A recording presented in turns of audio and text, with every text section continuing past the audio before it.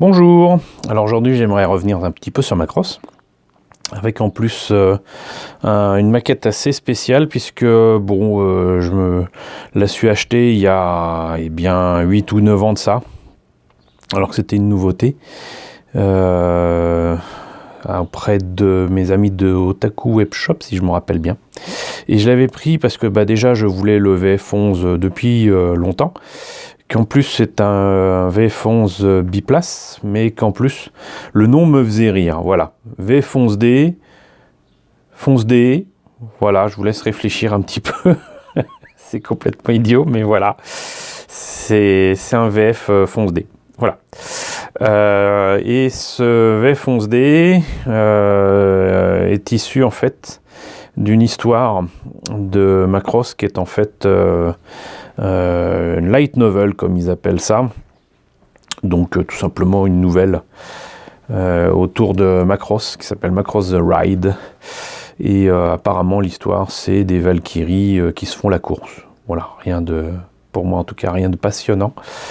Le logo est particulier, cette collection de maquettes de Hasegawa est particulière, puisqu'en plus, de toute façon, ça a été fait dans le cadre d'une publication d'un magazine qui n'existe plus désormais, qui est Dengeki Hobby Magazine. Si je me rappelle bien, Hidetaka Tenjin, qui a fait, comme d'habitude avec Hasegawa, l'image que vous voyez là sur la boîte, a participé au projet. Et si je me rappelle bien aussi, c'est une publication dans Dengeki Hobby Magazine qui n'a duré qu'une petite année, de 2010 à 2011. Je vois que sur la maquette, il est marqué 2011, donc ça doit correspondre. Et c'est un petit peu le même délire qui s'était fait avec Hasegawa et toujours Dengeki Hobby Magazine sur des planches de décalco particulières, des maquettes particulières, etc.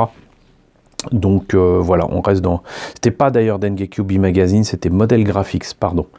Model Graphics, au début des années 2000, avait fait un partenariat avec Hasegawa et ils avaient fait des planches de décalco qui correspondaient à des modèles de maquettes Macross qui étaient customisés, qui était présenté dans le magazine.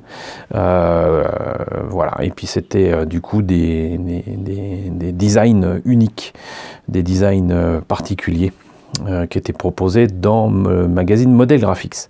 Donc ce VF11D, au final, je suis bien content d'avoir un VF11, mais ce qui me déçoit, c'est que d'une part, la version biplace n'est pas si intéressante que ça, mais en plus, moi ce qui m'intéressait en fait vraiment au final, c'était d'avoir le VF11 tel qu'on le voit dans Macross Plus avec, on va dire, la configuration Super Valkyrie. Là, tel qu'il est présenté là, avec sa livrée gris clair et verte, ça m'intéresse assez peu, pas d'armes, puisqu'il y a des espèces de caméras de partout, pour très certainement suivre non pas le combat, mais la course de Valkyrie. Et ça n'a rien de passionnant, si ce n'est que du coup c'est le seul VF11 que j'ai au 1.72. Voilà, donc...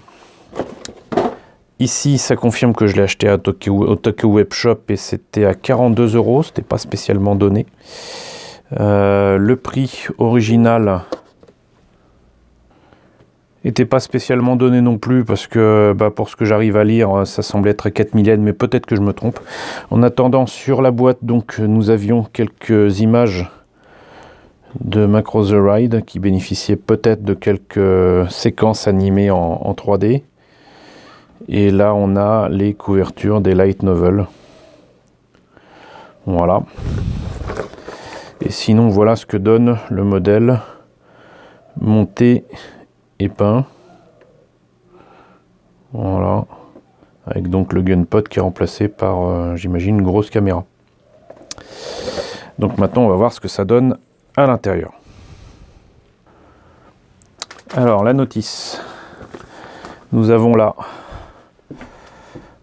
les pilotes du VF11D, donc apparemment j'imagine le pilote doit être le mec à gros bras et la nénette peut-être la caméraman ou la journaliste qui suit la course, pour ce que j'en sais. En tout cas, c'est les deux personnages qui se retrouvent dans ce VF11 biplace. Ici, les pièces en présence, aucune indication de pièces en trop. On commence comme souvent avec ce genre d'appareil avec le cockpit et donc les pilotes. Puisque ça c'est cool, il y a les pilotes avec, alors que c'était pas spécialement le cas avec les premières maquettes de Hasegawa. Une fois le cockpit terminé, et vraiment terminé, donc décalco, peinture et la totale, on place ça dans le nez de l'appareil et on rajoute la console à l'avant. On s'occupe donc du nez de l'appareil avec, je déconstate qu'il y a les plans canards là qui sont carrément dans la pièce et ça c'est bien. Les ailes ensuite, le canon de la tête du VF11, la carlingue proprement dite avec les éléments qui permettront d'articuler, j'imagine, ou de placer les ailes. Ensuite, les entrées d'air, les trains d'atterrissage s'il y a lieu, le reste des moteurs avec des tuyères, enfin voilà, les jambes de la Valkyrie, les bras.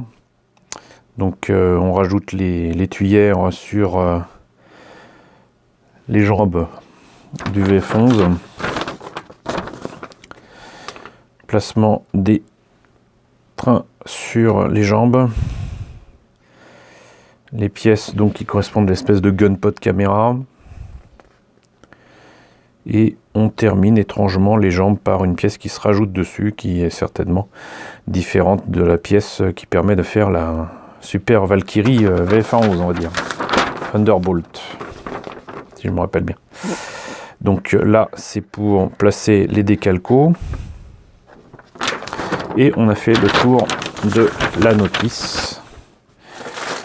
Qu'est-ce qu'il en est pour la planche de décalco? Alors voilà, c'est encore plus pétillant, si j'ose dire, au niveau du verre que sur l'illustration de la boîte. Et c'est clairement pas ma cam.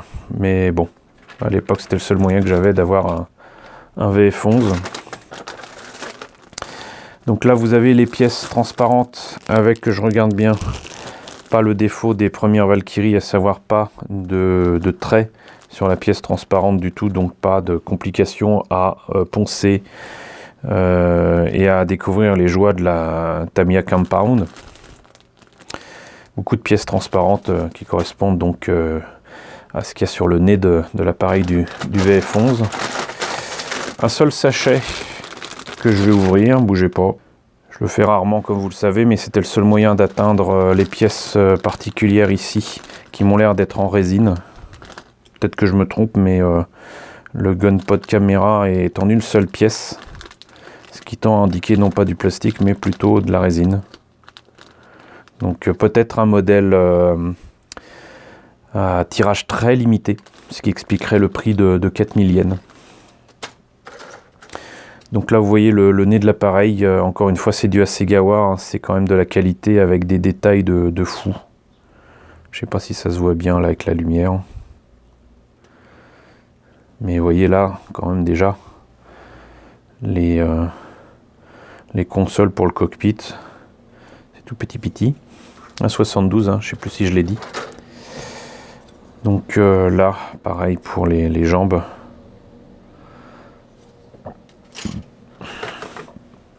Ici les bras qui du coup, contrairement au VF1 de base, les bras sont déjà liés. Ça facilite grandement le travail. Et là les détails du bouclier. Et les trains d'atterrissage. Là des pièces qui sont déjà grises pour certains détails mécaniques, comme l'intérieur des tuyères, les tuyères elles-mêmes, les entrées d'air, comment dirais-je, les roues des trains d'atterrissage. Et là, je pense que logiquement, voilà, C'est des personnages, alors c'est marrant parce qu'ils sont pas détaillés du tout derrière, mais ils le sont ici. Et ils sont strictement identiques. Donc ça veut dire que si j'ai un VF11 un jour normal, comme il y aura de toute façon 2 fois la même grappe pour faire les tuyères et tout ça, ça veut dire qu'il y aura 2 pilotes, même s'il est monoplace. Ça franchement, si c'est le cas, si ça se vérifie, c'est cool. Ici donc, la carlingue avec, encore une fois, des beaux détails très, très fins. Et des petits trucs ici, là, que je récupérerai volontiers pour mes kits bash. Quelque chose qui ne restera pas sur la maquette de toute façon. Et donc voilà. Bah écoutez, on a fait le tour donc de ce VF11 drogué, ce VF11D. Hein. Voilà, j'espère que cette présentation vous aura intéressé. Moi, c'est même si c'est une maquette de 2011, c'est quand même une petite balade dans le passé de 8 ans et si je ne me trompe pas, bah en fait c'est certainement la dernière maquette Macross Hasegawa que j'ai pu acheter, que j'ai pu avoir. Donc ça fait bizarre de me dire que j'ai quand même facilement 8 ans de retard, parce qu'il y a beaucoup de choses qui sont sorties depuis, à la fois en Macross Frontier, en Macross Delta, les Hasegawa, les SDF1 d'Hasegawa, je les ai pas. Voilà, et ça m'aurait intéressé de voir quand même ce que ça donne, mais c'est hors budget pour le moment. Voilà, donc c'était le VF11D, le VF11 drogué. Donc n'hésitez pas à me dire ce que vous en pensez dans la section commentaires. N'hésitez pas à liker, les pouces vers le haut en ce moment, c'est très important. N'hésitez pas à partager, n'hésitez pas à vous abonner si ce n'est pas déjà le cas. Coucou aux nouveaux abonnés qui nous ont rejoints. On est désormais plus de 1900, c'est super cool. Coucou aux grands anciens qui continuent à me suivre. J'espère que les sujets que je développe pour les uns et les autres, donc tous les jours, ça continue de vous intéresser. Merci à tous de votre soutien, merci à tous de votre fidélité. Je vous retrouve très bientôt, logiquement, pour la présentation de nouvelles maquettes Macross.